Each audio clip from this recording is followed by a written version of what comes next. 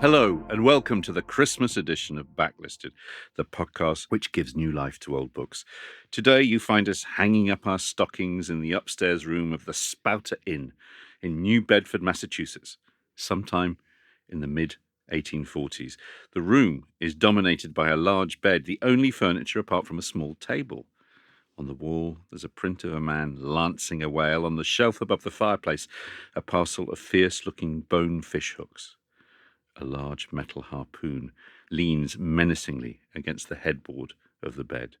In front of the dying fire, a tall, heavily tattooed man lifts what looks like a large tomahawk to his lips and begins to puff clouds of smoke into the semi-darkness. I'm John Mitchinson, the publisher of Unbound, where people pledge to support the books they really want to read. And I'm Andy Miller, the author of The Year of Reading Dangerously, and from Noel's heart, I stab at thee.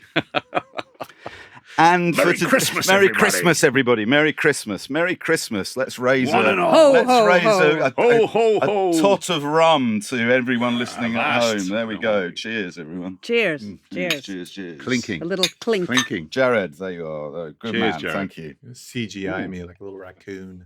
Who have we got with us today? Ooh. Captain. That's not bad, is it? It's nice, isn't it? And for today's festive journey, we are joined by two jolly shipmates, one an old hand, the other on his maiden voyage. Please welcome to Backlisted the writer and editor Erica Wagner and the novelist Jared McGuinness. Hooray! A vast and seasonal greetings to both of ye, Erica and Jared. A vast away, Andy.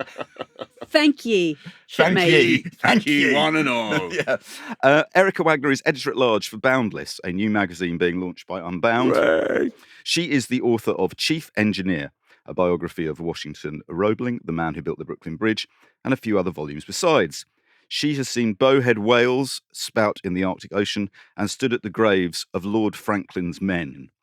Now, those two biographical details are intriguing, Erica. Please expand upon them. Where else could I include them but on this podcast? Okay, Yes, in very good. 2008, I was lucky enough to travel up the coast of Baffin Island on a Russian icebreaker.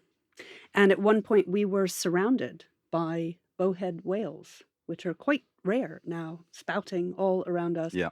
And then we landed at a place called Beachy Island.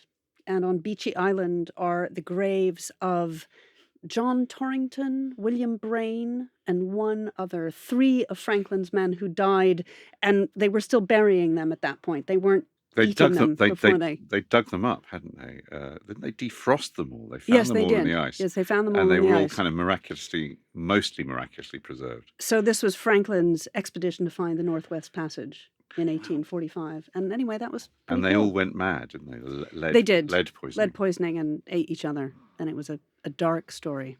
You know, Erica, I can tell you've been on this show before because Christmas, in the old Christmas days, people vibes. used to go, I've read the book. But now, now, in fact, we ought to say, everybody, that Erica, in a bid to bring a bit more verisimilitude to this recording, has currently walking around on a peg leg because she did her ankle That's in, true. didn't you? Absolutely. That's And right. we should also say I have complete commitment to Backlisted. this is officially your sixth appearance on Backlisted. Is it? Yeah, we'll go through them, but we don't Half need a to go. dozen. Okay. Very All good. right.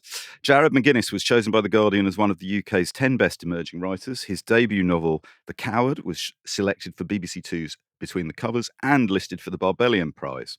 He was the creative director for Moby-Dick Unabridged, a 4-day immersive multimedia reading of Herman Melville's masterpiece at the South Bank Centre in London, involving hundreds of participants. Jared, when did that take place? That's now, my wife was pregnant with our first child, so 8 years ago. Yeah. 8 years ago. Yeah. And that didn't clearly diminish your love of Moby Dick. No. The first time I read it, I fell in love with it, and it was just one of those ideas that the idea kind of pecked at the shell until it came out. So yeah. Why do you think it's true, isn't it, in the 21st century that these public events around Moby Dick, be they dramatizations or readings of the whole text, what is it that's caught people's imaginations in the here and now? Yeah, I mean, so I think the one in New Bedford's been going on since the 20th century. I think it's been going on for decades. Yeah, it was around that time. I think there was a brief flourishing of sea punk too at the same time. And I don't know what it was, but I wasn't the one to think of it. I saw the New Bedford one. I participated in a kind of live reading in New York, and it just kind of like I think it's a book that's expansive enough.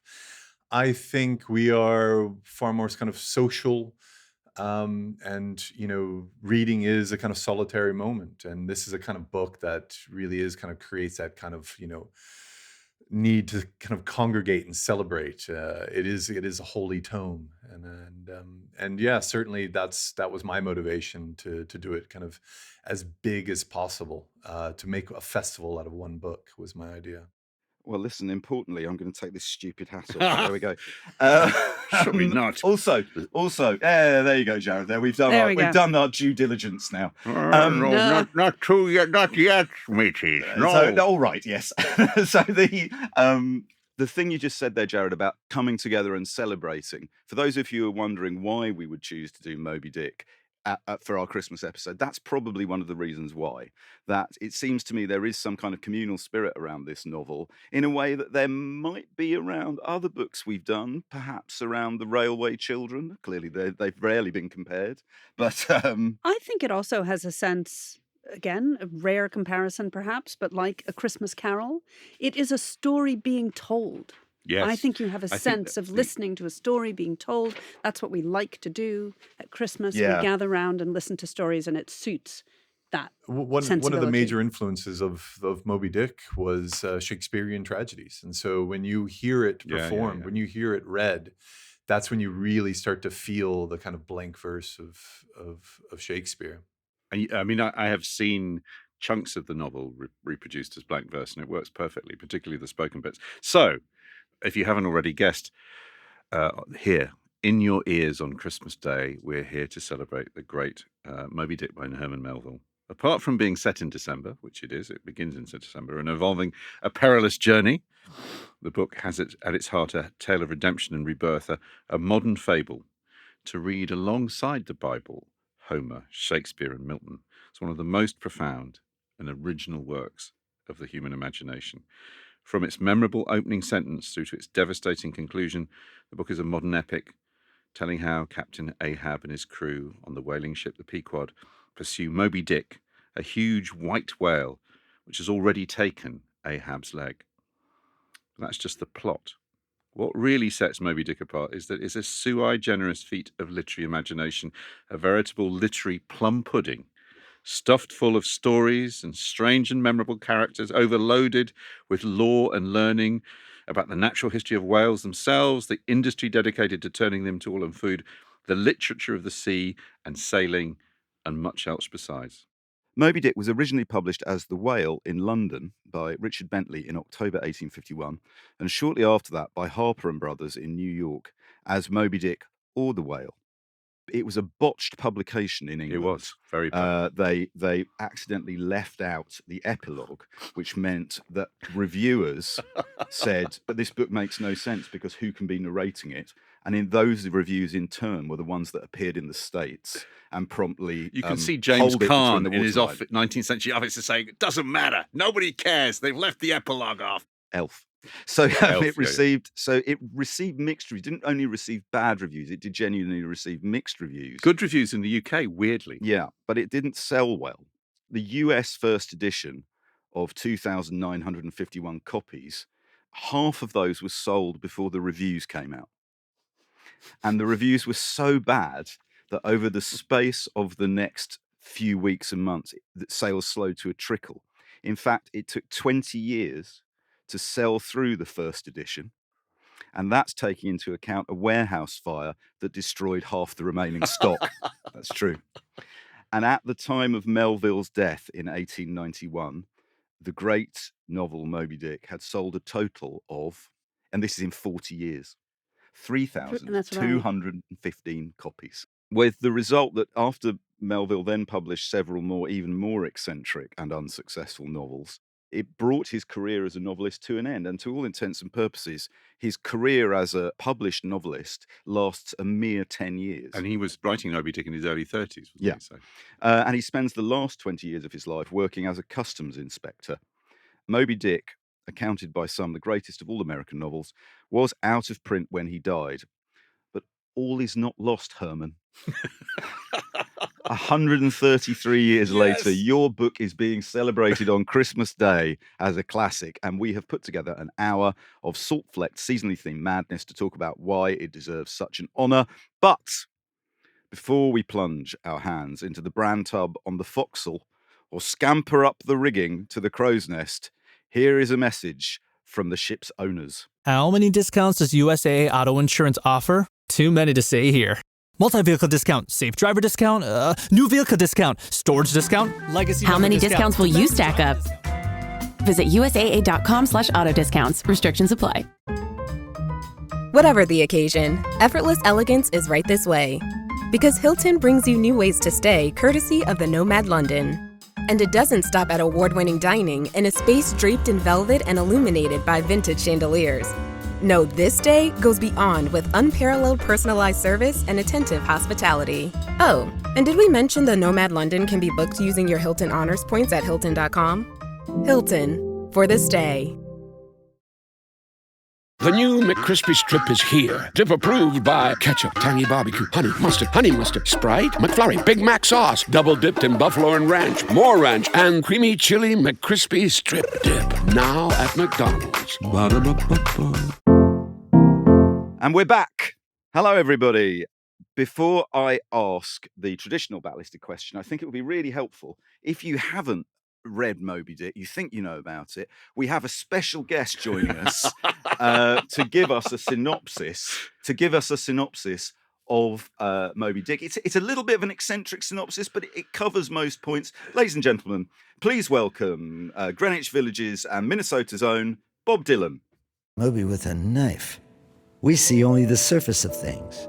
We can interpret what lies below any way we see fit.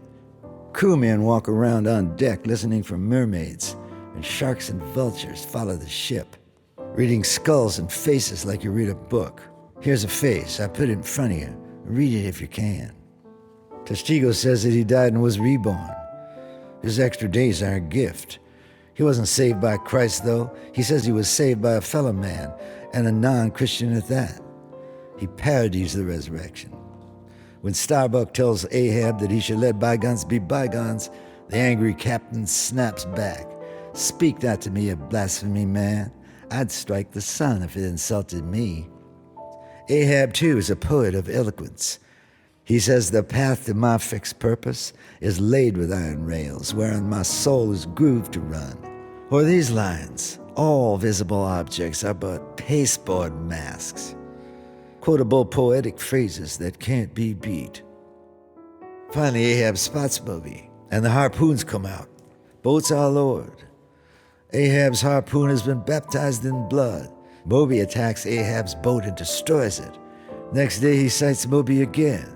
Boats are lowered again. Moby attacks Ahab's boat again. On the third day, another boat goes in. More religious allegory. He has risen. Moby attacks one more time, ramming the Pequod and sinking it.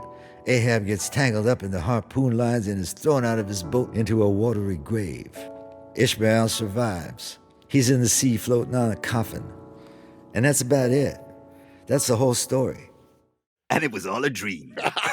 That has to be the most eccentric, brilliant Nobel acceptance speech of all time. That was Bob Dylan. That was an excerpt from Bob Dylan's acceptance speech for the Nobel Prize for Literature, which he won in 2017, I believe I'm right in saying. I think so. And Erica, you have done some research into Dylan's sources. Dylanology, a great professorial very topic. Important. Please tell us. I'd also like to add, I think, how much that kind of weird, cool jazz piano music adds to that little excerpt. I want to have some piano underneath what I'm saying. But Dylan took that to the Nobel ceremony and said, just tinkle in the background. Just tinkle in the background. But yes, apparently it was worked out after he delivered this speech that a lot of that summary pretty definitely comes from Spark Notes.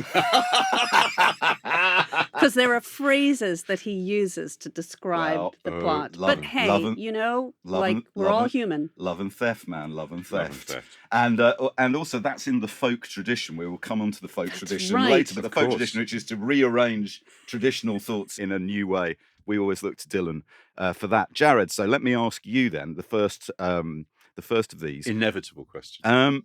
Where were you when you first read Moby-Dick, or you first became aware of Herman Melville? As an American, you always know him. He's part of the canon. But I grew up in the South, so I grew up thinking that Yankee had nothing to say to me. And then it was, gosh, I was working as a techie. I was an academic in AI, and I was at a conference in Crete. Academia is not good for money, but it's good for travel. And my computer broke the very first day. So I had nothing but to read. I had nothing to work on. And I had my Kindle, and I was like, well, I guess I'm going to read Moby-Dick.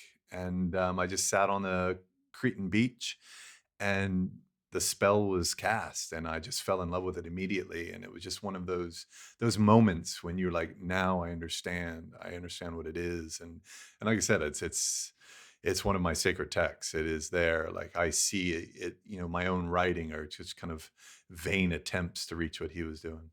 Okay, so two further questions, brief answers, and then I'm going to turn to my colleagues, and we'll do the same thing for each of them. Did you read it straight through first time? No, it's bloody huge. Right. Okay, good, because I don't want people to think at home to need think naps. if they haven't read it and they're intimidated by it that they have to just pick it up and rip through it. It doesn't work like that. Yeah, it's unfortunate. Yeah, I really think it's really unfortunate that the kind of education of literature, we should teach kids to read just force them to read garbage, and then they'll sneak off and rebel and read things like Moby-Dick and find how beautiful and wonderful it is. But yeah, no, it's a book you can read just pick up a random chapter and it'll give you something. When we had our conversation the other day, we agreed between us that Moby-Dick is a book about everything. That's one of the dark magic, perhaps, one of the magical things about it. Nevertheless, Jared, if it had to be about one thing and one thing only, what is Moby-Dick about? That's easy. Go on. It's about death. There you go. Merry Christmas, everyone. Yeah, there we go. Okay, great. Okay, thank you so much. Erica, to you. Well, like Jared, I am an American. I am a Yankee. I am a Northerner. So I was certainly, again, always aware of Melville. I probably tried to read it sometime in the 11th grade, which is like the first year of A levels, around then, or last year of GCSEs, when we were doing at my school American Studies. And if this is encouraging for any of our listeners, I really, really hated it. But as I used to say to my students in the days when I was teaching, if you really hate something, it's acting upon you. Yeah. I didn't know that then, but this is a good sign. Thinking, oh my goodness, this is terrible, is much better than, I don't care. Yeah. So Moby-Dick, not for me. And I then came to Britain and was thinking a lot about English literature. And I think I really re-engaged with it around the time I was working as literary editor of the Times, and we published a piece about the Naxos audio recording. Read by William Hootkins, which now is like 25 years ago now. And, in those days, you got a box of CDs. Yeah. That's what you got. And it was that recording which returned me to reading the book. And at that point, I was blown away. And I think that's another thing that's important to say. If something's not right for you at one moment, it might be right for you at another. And I also completely agree with Jared. I think Moby-Dick is a book. No, whoa. Oh, About, no, I'm going to come. I'm coming to you. I'm coming to you. We got to Okay. hold that, okay? Right. Okay, Also, enough from tell me. us who William Hootkins is. So William Hootkins is an American actor, late American actor. He's one of the first star pilots to be killed in Star Wars. That's Oh, how the great. original Star Imagine Wars. those two things on your CV. Best ever Okay. recording of Moby-Dick and But Doomed this pilot in Star Wars. recording of Moby-Dick navigates the stormy waters of being a reading of the novel Yeah. and being dramatic. Okay, so same question to you that I asked Jared. Did you read it in one go first time? No, not at all. Okay. I think we covered that We've when covered you said that. you hated it. When I Yeah. said I hated it? And Yeah, if absolutely not. It's about everything, but if it were about one thing, what would Moby Dick be about? It is about the self, Andy. I like this. The self and death. Merry Christmas, everyone. I'm looking forward to John's hopefully going to bring some jollity when he comes in. So John. Moby Dick, when did you first read Moby Dick or something by Herman Melville? Okay, so I read Moby Dick, but not personally when I was 18, when I was at school. What I did was I bought it secondhand and I dipped into it and I pretended I'd read it for years. If you asked me, when did you read it from cover to cover all the way through? I would say I finished doing that about 3 nights ago. There you go. What Never a too voyage. late. What a But- voyage you've been on. But what a voyage! And which I have to say was absolutely up there with my. I like to feel my now kind of on the record rereading of Great Expectations. Listeners, when we recorded this show 5 years ago, the Christmas show that was about À la recherche de Tom Perdu, John was speed reading Proust I was, right up I till was, the I last was minute. And he literally. did it, though. He did it. I got there. But listen, the thing about when I was 18, it gave me. I was reading at Ulysses at the stage. So I sort of, and I did read Ulysses in it, but this was what I wanted fiction to be. I picked up Moby Dick, and I read a chapter about whales, or I read a chapter about storytelling that was nothing to do with the actual plot. There's a brilliant. It's not called Town Ho. The Town Ho chapter. story. And I just thought, this is, my idea of what fiction could potentially be, which isn't some sort of sequential, here's the plot, here are the characters, here are the relatable characters that you want. I've got a great admiration for David Nichols, but Moby Dick is about as far away from a David Nichols novel as it's possible to get. And yet, it is. I'm sorry, I found it a page turner Yeah, this time. it's a yarn I was- also. Okay, all right. But you want to ask me what it's about? No, I want to say, okay, so you didn't read it in one go, or rather, you No. did read it in one go that took 40 years. Yeah. But Yes. But we know it's about everything. But if it were about one thing that isn't death or the self, what is it about? I think it is the greatest book about our relationship to the natural world that has ever been written. Our complicated, difficult relationship with nature. Okay. If you wanted, if this could be published today as environmental fiction, Yeah. I mean, I hope to fuck nobody tries to do I that. was gonna Sorry, on Christmas Day, but no, please don't do that. Putting the mental into environmental, yes, absolutely. I must say, Very good. I must. Andy, come on. All right. So I tried reading this for the first time when I was in my early 20s because I worked in a bookshop with two guys who were really obsessed with Moby Dick. One of whom is a friend of mine called Mike Payne. Mike, if for any reason you're listening to this, I hope you are. Mike was the singer in a band called the Becketts, named after Samuel Beckett, and they had a What's track. not to like? They had a track on their second album, Myth, which was called "The Whiteness of the Whale," the chorus of which went, "Shipped ashore what Ahab saw before it drowned him," which is pretty good as I a like it. tiny I like it. capsule, almost a haiku version of one of the themes of Moby Dick. But I couldn't get on with it. I didn't read it in one go, kind of gave up.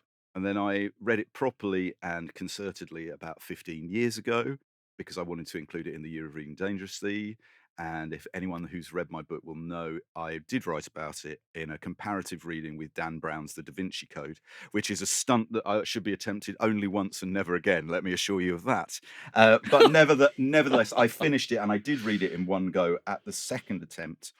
And this is backlisted and it's Christmas. What's it about, John? Quite sincerely and with no irony, in addition to being about death, nature, death, nature, self. and the self. It's the greatest book about books ever written. Yes, that's true. Not only does it contain Absolutely agree with that. examples of all other types of literature, but Ishmael is in front of you as a metaphorical creator of the text that you're reading. And by the time the book ends, he is the survivor. The narrator is the survivor. And he's watched someone been driven to madness. The book itself has become insane. And he's the last one left to literally tell the tale. So that's my take. Book about books. Hence the disaster of the English edition. Yeah. Yes. You know, kind of spoils it. And there Anyway. are so many texts interleaved So many. through it Yeah. as well. Scientific texts and literary texts, and it contains so many other and books play and plays. scripts and encyclopedia and whaling lore and poetry and on we go. Now, you mentioned, Erica, the wonderful audiobook reading. It's about time we heard some of the original text of Moby-Dick, and this is from an alternative audiobook rendition. Listeners, we have another special guest joining us today. In addition to Bob Dylan, ladies and gentlemen, please, to read the famous opening lines On of Christmas Moby-Dick, Day. On Christmas Day. please welcome Burt Reynolds. Call me Ishmael. Some years ago, never mind how long precisely, having little or no money in my purse and nothing particular to interest me on shore, I thought I would sail about a little and see the watery part of the world. Whenever it's damp, drizzly November in my soul, whenever I find myself involuntarily pausing before coffin warehouses and bringing up the rear of every funeral I meet, well then, I account it high time to get to sea as soon as I can. If they but knew it, almost all men, in their degree, sometime or other, cherish very nearly the same feelings towards the ocean with me. Well, do you know, John, that Burt only agreed to record that because he thought they were going to change the title of the novel to Moby and the Bandit.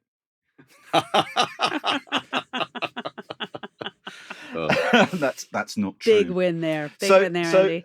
Jared, you've heard a lot of people read Moby-Dick. Where does Burt Reynolds rank? I want justice for Dick Van Dyke because for so long he has been just pilloried for his Cockney accent. But that, my friends, it's a jolly holiday with you, Mayor. Yes. Oh my! That wasn't good, was it? I that like was after about painful. 90 seconds, you can feel him kind of losing the will to do it. It just But he falls also away.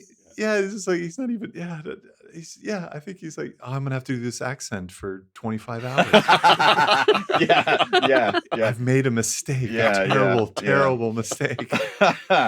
So we've dealt with the famous opening lines. We've dealt with what the book might be about. We're doing great work. But it's Christmas Day, and we need to sprinkle some jollity on the events of this. So I've been working hard while you people have been studying and reading and thinking, and I've been writing Moby-Dick themed Christmas cracker jokes, or as I call them, Christmas Kraken jokes. Okay. I see what you did Pretty there. good there, right? Yeah. So I'm going to ask you each of these, and then we'll see what happens then. John, what is the Pequod crew's favourite Christmas carol?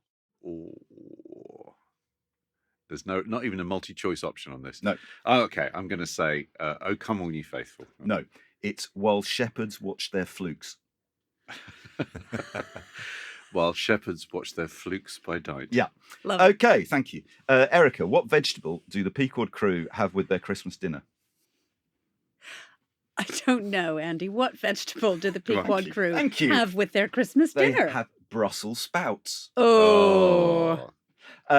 Jared, what is the Pequod crew's favourite Christmas tipple? I would say a flip, but I think that's the real that's pretty answer. good. That's good. No, it's Queequegnog. And Or that is I will better. accept Peglegnog. Okay. Okay, John again. Yeah, go What is Captain Ahab's favourite seasonal prose poem? Come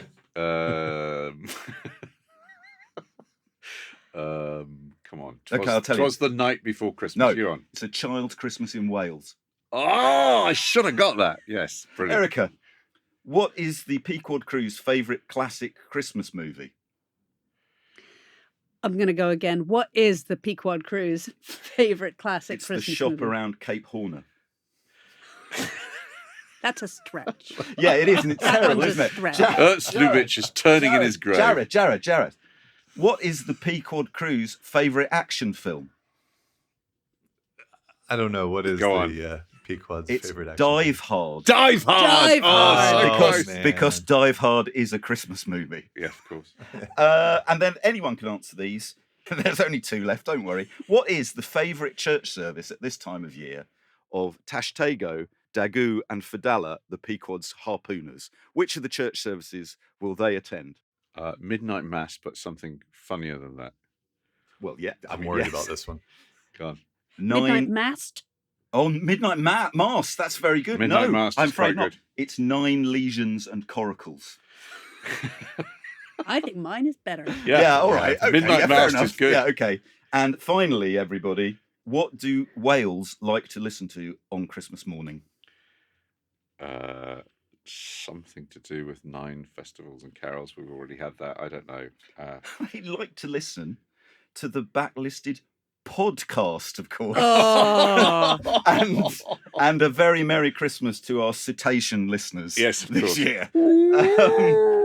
So when we come back, we're going to actually talk about Moby-Dick rather than do any more of this silliness. But let's have a quick word from our sponsors.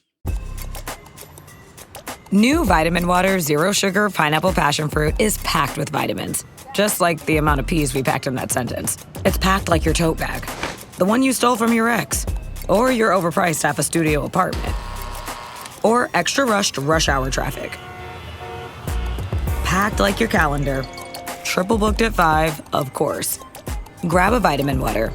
Did we mention it's packed with vitamins? Finding a new job is stressful. But with Indeed, it doesn't have to be. Just fill out your Indeed profile with your skills, experience, and desired salary. The more you fill out, the better your matches will be. And hearing from hiring managers will be 2 times more likely. Relax. That's your Indeed profile sending opportunities your way. Indeed, the world can work better. Switch to Verizon Business and get more from your internet without paying more for your internet. Get LTE Business Internet starting at $39 a month when paired with select business mobile plans. That's unlimited data, and with it, unlimited possibilities. Start saving today with Verizon Business, ranked #1 in small business internet customer satisfaction by J.D. Power. Starting price for 25 megabits per second LTE internet plan with smartphone plan savings, plus taxes, fees, and economic adjustment charge. Terms apply. For J.D. Power 2024 award information, visit jdpower.com/awards. So one of the weird things about Moby-Dick is the way it's inserted itself. As you already know, what a strange thing for Bob Dylan in his own Nobel Prize acceptance speech to talk so much about Moby-Dick.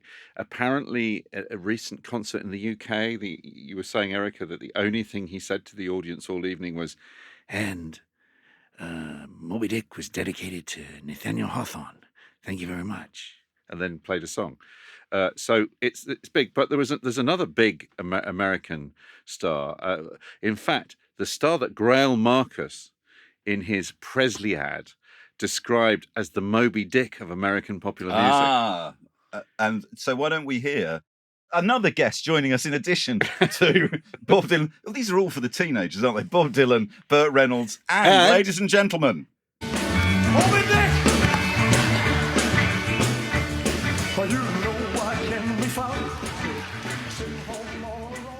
Yeah, that is Elvis in his 1968 comeback concert. Do you know why he does it? Because he holds up the mic like a harpoon. Oh, is that That's right. Yeah, that's Oh right. my God, Moby-Dick. I would like to talk a bit about the various adaptations of Moby-Dick. Jared, do you have a favourite film or TV or musical or staging of Moby-Dick? Yeah, I mean, no.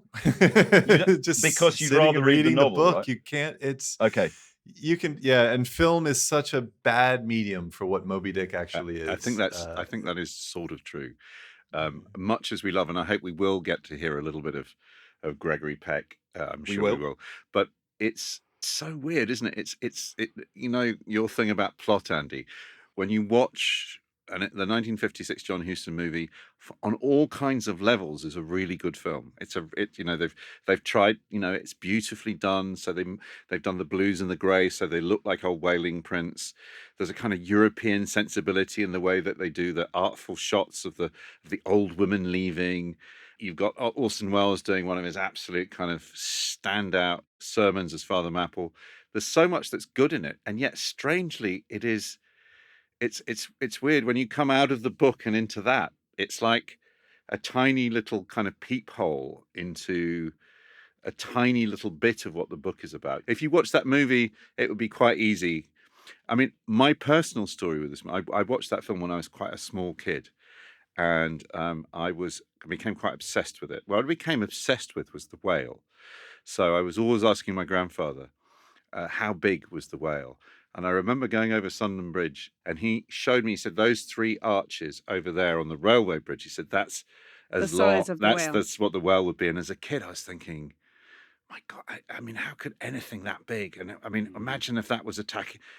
So that sort of the cult of the Leviathan, the cult of this huge, untamed creature, who, you know, Melville sort of brilliantly always makes you on the side of. And yet, we're talking as though everyone recognised the merits and significance They did not. of this literary Leviathan. And as we've established, they really didn't. Erica, could you perhaps say a little about how the book found a new audience many years after publication? Yes, it found a new audience, but people continue to struggle with it, which I'll also address. But this is a little paragraph from one of the first reviews when it Go on, appeared. yeah. Thrice unlucky Herman Melville. This is an odd book, professing to be a novel, wantonly eccentric, outrageously bombastic, in places charmingly and vividly descriptive. The author has read up laboriously to make a show of cetological learning. Herman Melville is wise in this sort of wisdom. He uses it as stuffing to fill out his skeleton story. Bad stuffing it makes, serving only to try the patience of his readers and to tempt them to wish both him and his whales at the bottom of an unfathomable sea. And I would say that reader in 1851 had something in common with Luffy Senpai, who has written 755 reviews on Goodreads. And are you going to share us a good? I am, and gives Moby-Dick 1 star. Good, 1 star, yeah. Is there a polite version of saying, I hope you're roasting in hell since you died, Herman Melville? If there's not, there should be. Screw you, Melville. I mean, that's how to write a 1-star review. Yeah, but also, right, so this is what I find so interesting. I have no sympathy with the latter review, because that person has got 150 years of research to draw on to try and understand a book they don't care about, Yes. right? They can't be bothered to do it. Whereas the early reviewers, I have some sympathy with. I do too. What the hell is this? So they're used to reading books by Herman Melville, which are pretty straightforward adventure yarns, Taipei and Omu. And then the third one, which is called Mardi, isn't it? It gets middling reviews because he kind of changes what he's writing about halfway through. He writes a couple more just for the cash. But he's written 5 books in 5 years. Here's this, you know, successful, best-selling, well-known who's completely gone off the rails. Adventure novelist who's just presented you with this thing that's like nothing you've read before. And what's weird about it is he knows it's not commercial. He kind of says this book is not going to... It's almost like he's tempted by this idea of doing a book that isn't going to be what we would now call fan service for the Herman Melville fans. He's going to write something for himself. Didn't it come from his conversations with Nathaniel Hawthorne? Hawthorne was the one who pushed him towards write the book you want to, and don't do these adventure yarns. That's maybe why Bob picked that up. It's dedicated to Nathaniel Hawthorne. Are you saying it's because Herman went electric? Is that what you're saying? Herman went electric, if you will. Yeah. So, Erica, please, what is the thing that happens in the 20th century with Moby-Dick? Why does it begin to... Well, the modernists discovered modernism. Yeah, Moby-Dick. So D.H. Lawrence discovered or rediscovered Moby-Dick. And Nathaniel Philbrick, a great man for Wales, writes about this in his book, which is called Why Read Moby-Dick. He calls Lawrence's essay about American literature idiosyncratic, if not faintly crazy. But Lawrence really took up the baton for Moby-Dick. And also T.E. Lawrence, otherwise known as Lawrence of Arabia, was a great champion of the book. He kept it on his shelf of what he called Titanic books. Well, this is so interesting, right? Because on the one hand, D.H. Lawrence, representing the modernists, likes the experimentalism of it, whereas T.E. Lawrence, representing the kind of heroic figure, likes the heroic nature, or the subversion of the heroic nature of it. So it starts to mean all these different things to people. And John, after the Second World War as well, it picks up another round of attention and popularity. Yeah. To the point where in the 1980, Jared, I don't know if you remember this. Do you all remember Woody Allen's film Zelig? Yes. Yeah. Zelig, who changes appearance depending on who he's with, and when he's put under psychoanalysis, it's revealed during hypnosis that the reason he does that is because at school he was being teased about reading Moby-Dick, and he lied about having read it and said, yes, I've read it. And it was as a result of that insecurity that he had all his problems. I didn't remember that. But Jared, that's what you were talking about. How, as an American, this is like the need for a great American novel. Yeah. It is the obsession, isn't it? Yeah. Which writers, 20th century writers, do you think set themselves in competition with Melville? That's a very difficult question, because Melville has achieved something that, like you said, it's a modernist work. If somebody said this was a 1920s author who tried to write a whaling story, I would have completely believed it. It was 100 years, and that's with all great works. And there was modernist works before. Tristan Shandy is a great example, but it's just to find it that cohesive. And we talk about when you guys were talking, it just great literature is like a tesseract. Like there is the 3 dimensions of the book, but it is expansive enough to contain multiple dimensions. And it's just one of those that, because we haven't talked about how funny it is. Actually, he's from slapstick to very kind of subtle, dry humor that you're just like, it goes all over the place. And meanwhile, it is this very heavy book, and some very dark things happen in the book. Like, the storyline of Pip, who's a relatively minor character, but that breaks me every time I read what happens to Pip. And the scene where Ahab identifies with Pip it's just a heartbreaking book. And I don't know if anything's that big, but it's hard. I think it's too close. Ask me in 100 years, and then that's when you'll know what the 20th century contributed. Well, let's just look around and find a book that's been really badly reviewed, and 50 years from now it'll be a classic of its era. Well, and Jared, then let me ask you: do you, and Erica as well, do you interpret that range, that and randomness and seeming randomness as a product of spontaneity or a product of planning? Both can be true at the same time, is what I would say. And for me, it reminds me of the possibilities of the novel, that the novel can be everything, and that you can keep rereading books and never get to the bottom of them. And also that you were asking, what it's about. What do you think Moby-Dick is about? Another thing I think it's about is capitalism, in a way that even from when I read it, re-engaged with it 20 years ago, I think most of us, or at least I certainly, was not thinking about the rapacious nature of capitalism in the way that is much more in the air now. And The Whale, which was a massive industry, not just in North Yeah. America, but across the globe. I agree, and I think we misunderstand because to us whaling seems like a very old. It seems antique. But this was technologically. This was literally the cutting edge of capitalism. They were making millions and millions of pounds. The people who own these ships, and the owners of the ships are very interesting in Moby-Dick. You know, the two, and they're Quakers.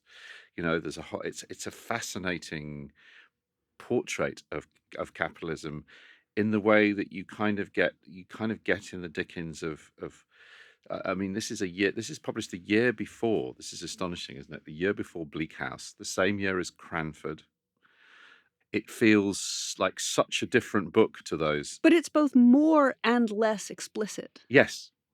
Because it's so deeply engaged with the stuff of capitalism. Yeah. It's also describing an industry that was replaced by the petroleum industry. Exactly. Oh my exactly. God. Right, Yeah, of course, that's so true. Yeah, so it's But the exact same because thing the we're whole talking thing about now. The whole thing about the light, he uses this idea of light through the book, that the light that lights our homes, Light and dark, white is and black. is coming and coming through. Yeah, I feel if I'd made notes, which I never did in my books, but my wife Rachel does all the time, and often, you know, that's kind of like light imagery and dark imagery written in the margins of the books. Moby-Dick is a godsend for Spark's notes, kind of. Also, Erica, I just want to pick up what you were saying. Really interesting. That thing about what you felt it was about when you've been reading it for this seems to have changed from what you felt it was about 25 years ago. I picked up a brief book written by C.L.R. James in the 1950s, which is about where he says this is the most brilliant portrayal of totalitarianism. Moby-Dick this is what Moby-Dick is about. I've read a really interesting essay this week, published about 20 odd years ago, saying we read it now and clearly Moby-Dick is about, in the wake of 9/11, is about religious obsession, murderous religious obsession, fundamentalism.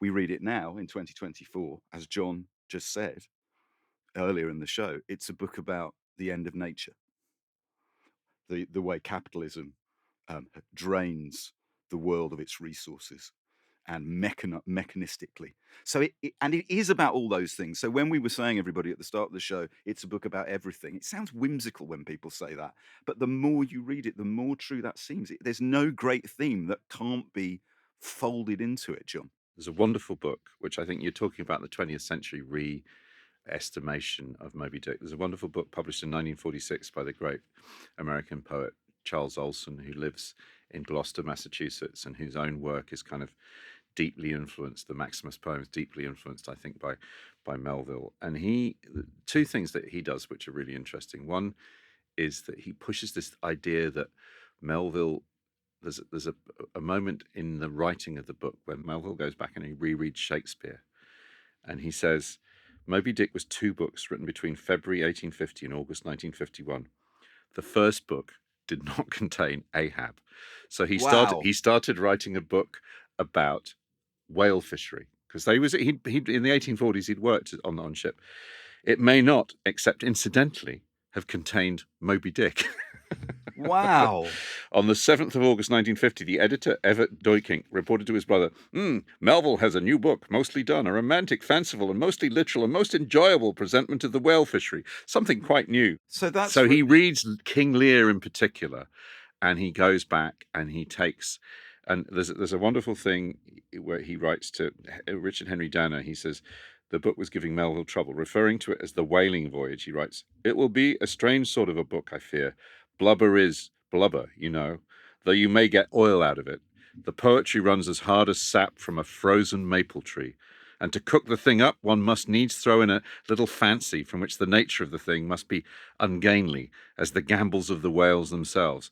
Yet I mean to give the truth of the thing in spite of this. So you feel he's getting it. He's got into this story, and he can't do the potboiler, the bestseller that he wanted to write. That kind of answers my question about what do you feel.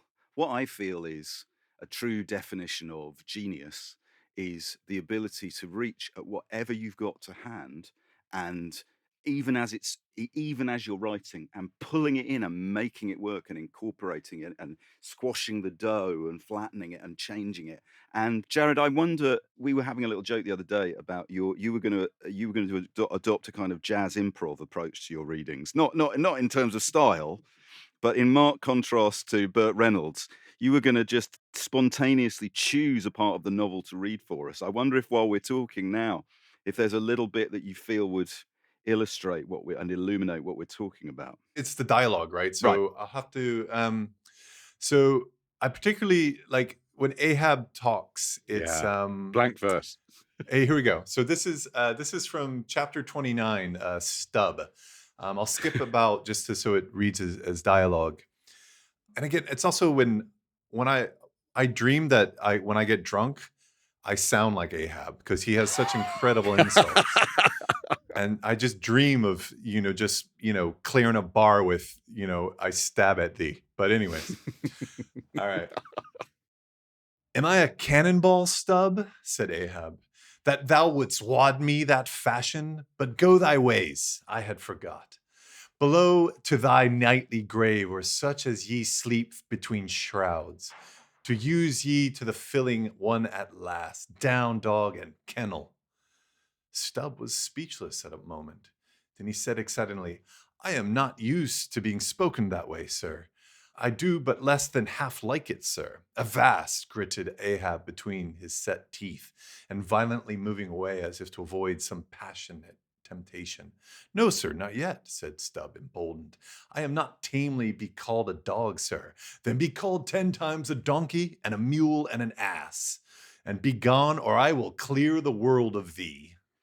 Oh, be gone, or I will clear the world of thee. Get to a bar right now, Jared, and tell people what to do. We're just going to hear a tiny bit of clip of a song now, and then I'll say a little bit about it. This is a singer who, funnily enough, influenced Bob Dylan greatly, called Paul Clayton. This was recorded in the late 1950s, and it's a version of a traditional song called the Greenland Whale Fisheries. 'Twas in 1841, and of June the 13th day, that our gallant ship her anchor weighed, and to Greenland bore away, brave boys, to Greenland bore away. Now the lookout in the cross tree stood, with his spyglass in his hand. There's a whale, there's a whale, there's a whalefish, he cried. She blows on every strand, brave boys, she blows on every strand. Now the captain stood on the quarterdeck, and a fine little man was he. Overhaul, let your davit tackles fall, till you land your boats in the sea, brave boys, till you land your boats in the sea. Now the boats were launched, the men aboard, and the whale was in full view.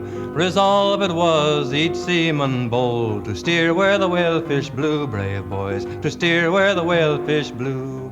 Oh, we struck that whale and the line played out, but she gave a flourish with her tail, and the boat capsized and 4 men were drowned. We never caught that whale, brave boys, we never caught that whale.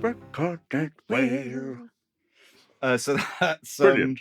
Now look, that I've got an actual copy of the LP from which that comes. Pristine. There it is. Pristine, never been opened. Play It. Paul Clayton sings whaling and sailing songs from the days of Moby-Dick.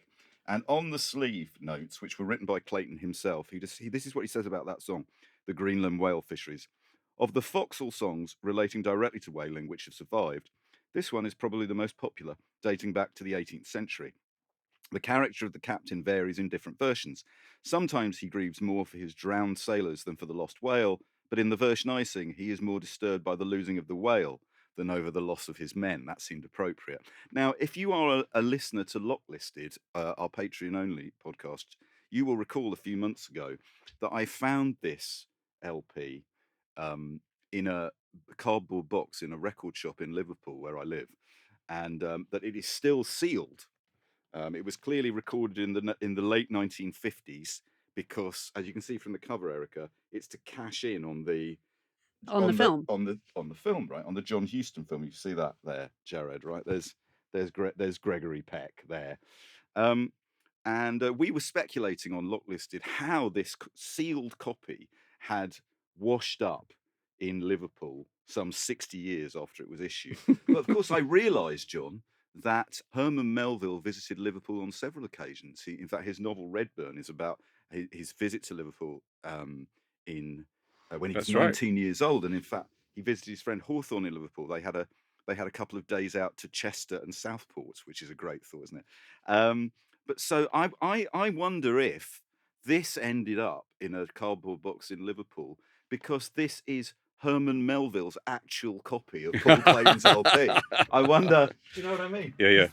I have no doubt. Because the bidding is going to start as £10,000 for this, right? Look, it's still sealed. It's still sealed. John, and everybody, John said to me, and this is so sweet of John. Well, are you going to play it? Of course, I'm not going to play it. It's like, look at it. It's a beautiful artifact. But we should also just talk about how much. Do you know how much an original first edition British copy in good condition of Moby-Dick is worth? You care to take a guess? I would say it would be I'd be over £1,000 now. Oh, I would think it would be much more than that. Yes, Erica was right. What do you think? Much more than that. Go on, have a guess. Oh, in the tens of thousands, if not more. Jared, in dollar terms, what do you think? Yeah, I'd 20,000. £175,000.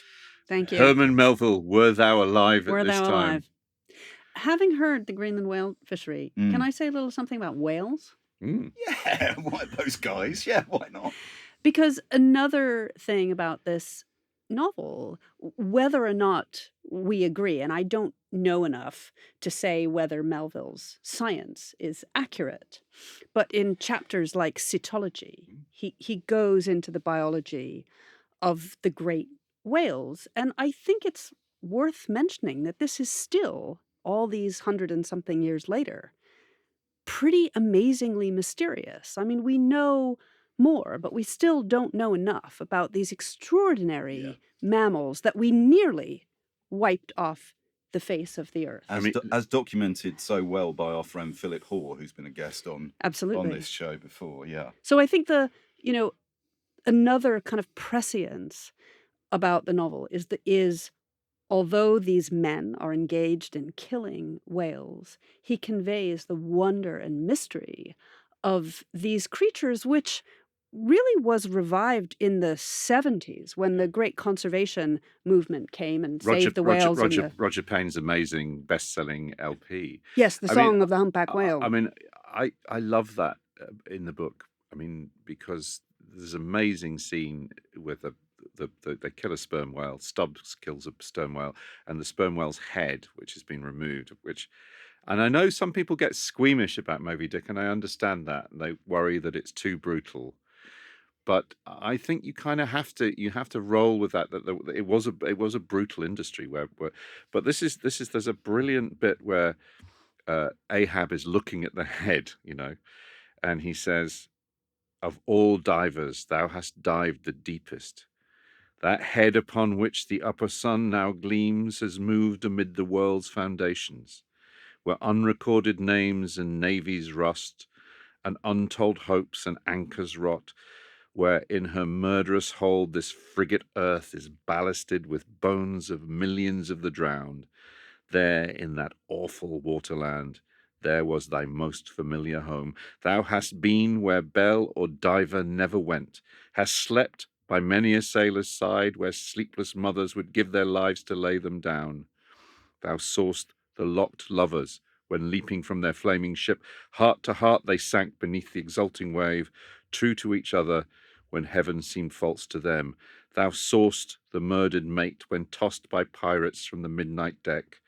For hours he fell into the deeper midnight of the insatiate moor, and his murderers still sailed on unharmed, while swift lightning shivered the neighbouring ship that would have borne a righteous husband to outstretched longing arms. O head, thou hast seen enough to split the planets and make an infidel of Abraham, and not one syllable is thine." I mean, can I just say, everybody, and he's doing that on rum. Yeah, but imagine that was great. What would Melville have made if he'd known about whale song. Don't you think that's an Yeah. amazing thought? Yeah. If he'd known that these incredible creatures, there's an amazing bit in the book where he said, what was it like to have eyes on either side of your head? This is a book of deep love and respect for whales. Well, as much speaking of whale song, as is now traditional for Christmas episodes, if you go to Spotify, yes, this will go live on Christmas Day. Everybody, you'll find a playlist which begins and ends with extracts of whale song. The playlist is one I put together, and it's called "We Wish You a Moby-Dickmas" and "A Happy New Year." A Happy New Year, everybody. Bravo. And the link will be in the show notes. Jared, when you curated the live experience, can you give us a sense of which parts of the novel really captivated people in the room? We took a different approach. I took it by chapter, and there were certain things that immediately kind of revealed themselves. And I mean, we had actors actually perform the bits when it did turn into a script. There's other sections that were kind of very meditative. And so we had dance troupes that would kind of perform during these kind of sections. And then, we had Queequeg's coffin. And so we had it brought out. There was a prop maker who just kind of loved the idea and had his team make us these props. We had full-size whale bones, which, funny enough, my wife, knowing who I am, told all the crew to not help me put it into our car because she knew. So in advance, she told people. And so at the end of the show, I was like, hey, can you guys help me? Because I'm in a wheelchair. So I was like, can you guys help me? I was like, sorry, she's already told us we can't help you with the whale bones. Also, what's interesting, Jared, about the events that you masterminded is presumably one of the things I really like about the novel is the sense that just as the Pequod is at times in the doldrums, is becalmed, and they're waiting for something to happen, you, the reader, are similarly becalmed at times, as one chapter after another of frankly boring whale lore is. But that's boring for you, Andy. Well, you know what Yeah, I I know what mean. you're saying. But it's part of the reading experience. Yeah, It's yeah. the way in which reading the book is like going on the voyage. And I wonder how you dealt with those sections. It was another thing of why that was this book. So we were a group of us called the Special Relationship, and it was really this motivation of taking what is in a private, quiet activity, reading, and putting it on stage. And I've been to so many like author events where it's a journalist and 2 glasses of water between them, that I was like, how do you how do you make it interesting? Yeah. And so when I came across Moby-Dick, I immediately was like, this is how you do it. This is a book in which I can do all these things. We had animations, we had all these different artist commissions, and it was because the book was so expansive that it could do it. And it was those meditative, quiet moments. So we're going to hear something now. We're talking about performing parts of Moby-Dick, and we were talking earlier about John Huston's movie adapted by Ray Bradbury. Here is a section from the film where I feel slightly sorry for Gregory Peck. I know many people feel he was miscast, but listen to this. This is the stuff. This is really, really good, in my opinion. Yeah. Captain, now for the last time I ask thee, I implore thee, let us fly these deadly waters, let us home. Have they not such mild blue days even as this in old New Bedford? What is it? What nameless, inscrutable, unearthly thing commands me against all human lovings and longings to keep pushing and crowding and jamming myself on all the time, making me do what in my own natural heart I dare not dream of doing? Is Ahab Ahab? Is it I, God, or who that lifts this arm? But if the great sun cannot move except by God's invisible power, how can my small heart beat, my brain think thoughts, unless God does that beating, does that thinking, does that living, and not I? By heavens, man, we are turned round and round in this world, like yonder windlass, and fate is the handspike. And all the time, that smiling sky and this unsounded sea. Look ye into its deeps, and see the everlasting slaughter that goes on. Who put it into its creatures to chase and fang one another? Where do murderers go, man? Who's to doom when the judge himself is dragged before the bar? But it is a mild, mild day, and a mild-looking sky.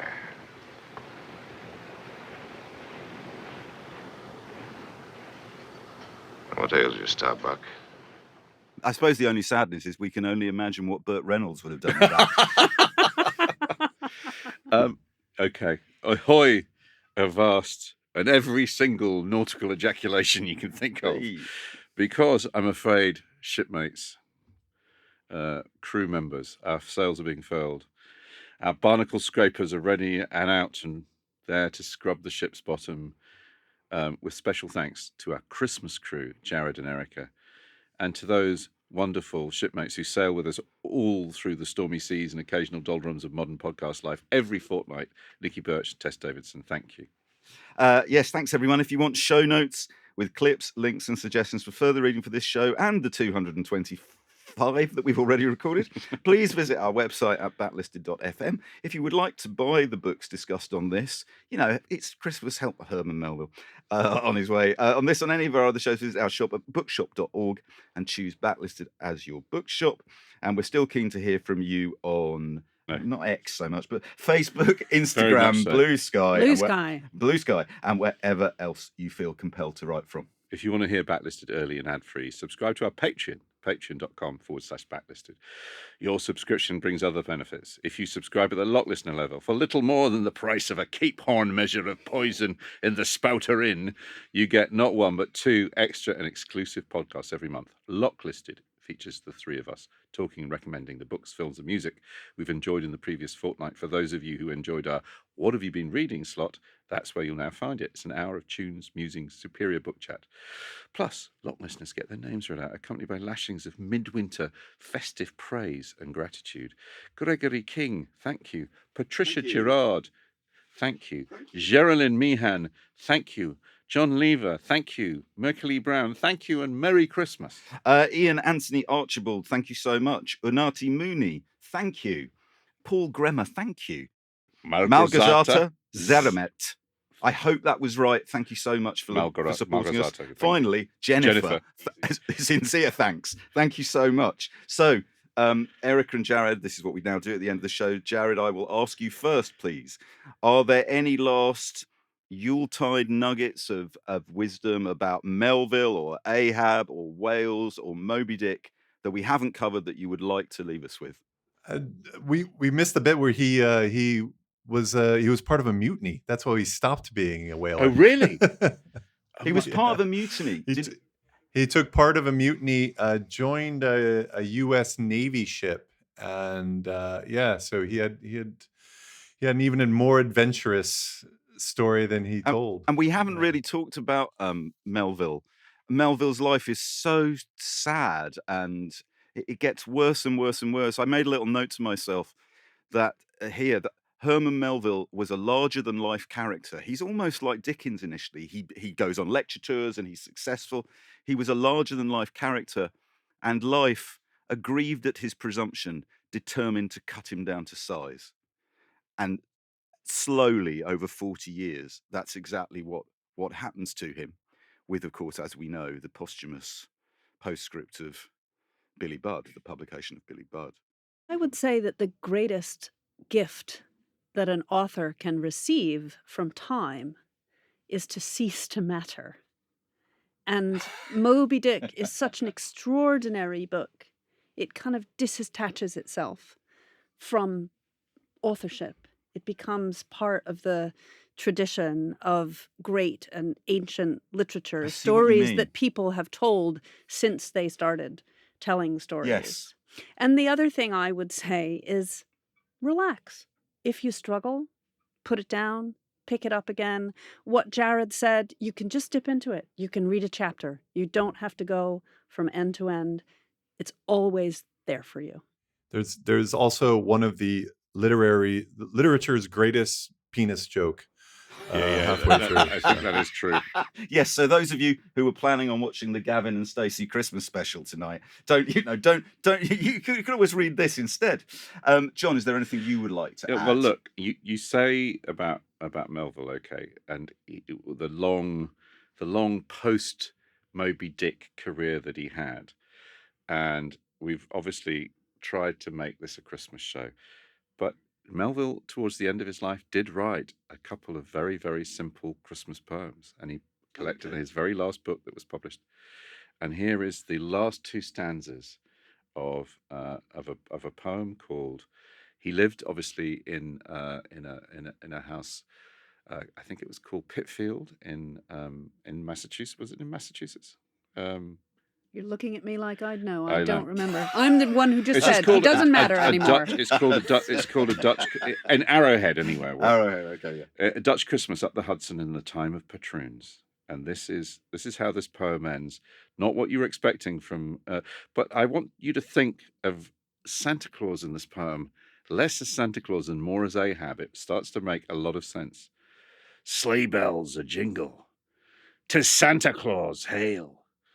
Village ward he goes through the spooning of the snows, yea, hurrying to round his many errands to close. A mince pie he's taking to the one man in jail. What? Drove right out between the gateposts here?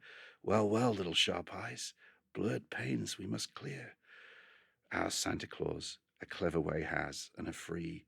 Gifts from him some will take who would never take from me. For poor hereabouts there are none so poor, but that pudding for an alms they would spurn from the door. All the same, to all the world's wide ways, happy harvest of the conscience on many Christmas days.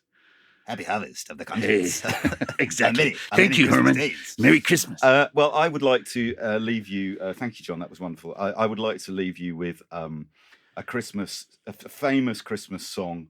But unfortunately, for copyright reasons, we're not allowed to do that. But you all know the song White Christmas. You all know the tune White Christmas. So I'm just going to read you these lyrics, which I've written specially to send us on our way. Here we go. I'm dreaming of a white whale, just like the ones we used to know, where the topmasts glisten. And sailors listen to hear the cry of "There she blows." I'm dreaming of a leviathan of infinite symbolic potential with every masterpiece I write. May your days be spermy and impolite, and may all your nemeses be white. Brilliant. Bye-bye, everybody. Merry Christmas. Merry Christmas. Merry Christmas. Merry Christmas, Joe, man. everyone. Merry Christmas. Merry Christmas. Bye, God bless everyone. us, Bye, everyone. bye, bye. Oh, wrong book.